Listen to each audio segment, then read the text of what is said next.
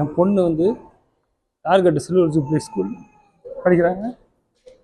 அவங்க வந்து நேற்று செல்ஃப் டெஸ்ட் எழுதிட்டு வரணும்னு சொல்லிட்டு இது மதியம் 2:15 மணி அளவில் அவங்கள அடித்து துன்புறுத்திருக்காங்க. என் பொண்ணு வந்து வலிக்குது விடுங்கன்னு சொல்லி விடலை, மீறி அடிச்சிருக்காங்க. அடிச்சுட்டு இதை பண்ணி வீட்டில் சொன்னால் மறுபடியும் அடிப்பேன் அப்படின்னு சொல்கிறாங்க.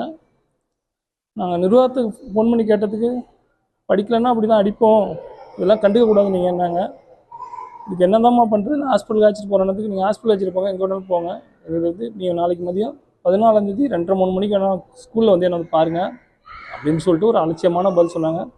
இப்போ என் பொண்ணு நான் இப்போ காலையில் இன்றைக்கி 9:15 மணி அளவில் ஜுரம் அடிச்சது, தலைவலிச்சதுன்னு சொன்னிச்சு.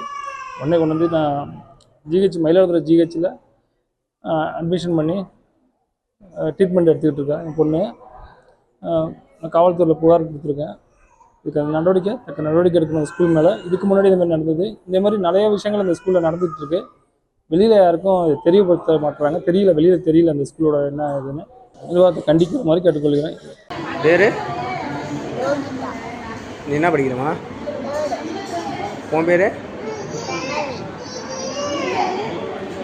எந்த ஸ்கூலு? உன்னையா அடித்தாங்க அவங்க?